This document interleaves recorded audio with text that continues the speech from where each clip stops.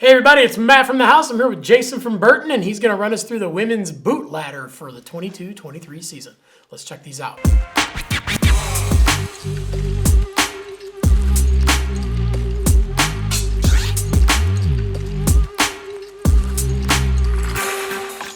All right, first up, we've got the Mint. And this boot's coming in at anywhere from $200 to $250, depending on the lace option. It comes in a standard lace, it comes in a speed zone, and it also comes in a boa version. So this boot's been in Burton's lineup for ungodly amount of time. Yeah, long time. I mean, it is our best-selling boot. About this many years. Yeah, for good reason.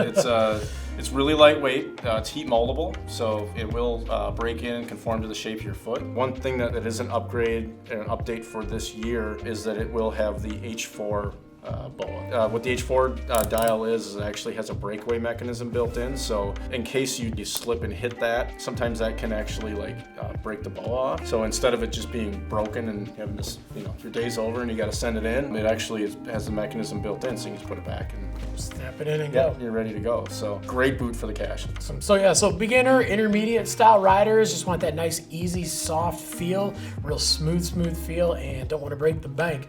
Definitely the boot for you. Mm-hmm.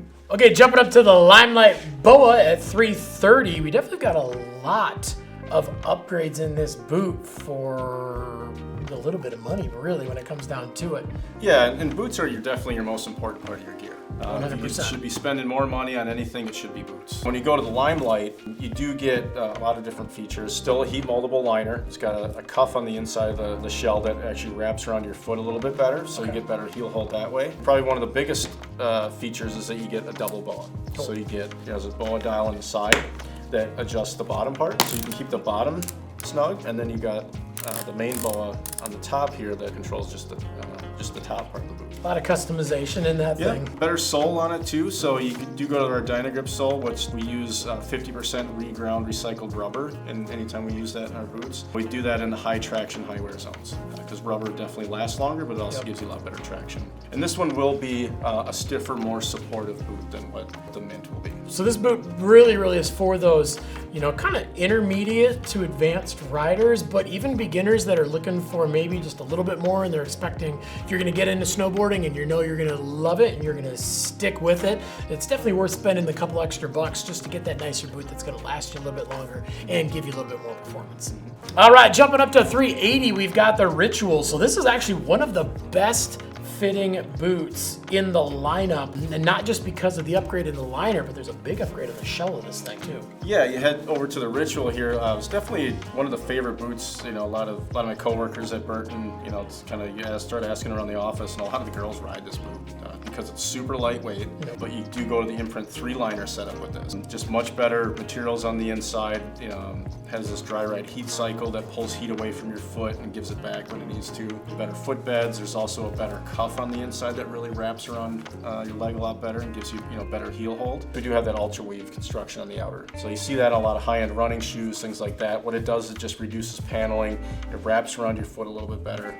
It definitely decreases the weight. Double boa on there. You still get the Dynagrip. You get the high. You do get rubber in the high traction, high wear zones.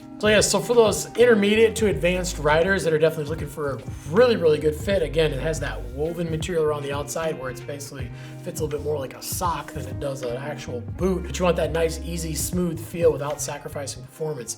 Ritual is 100% your boot.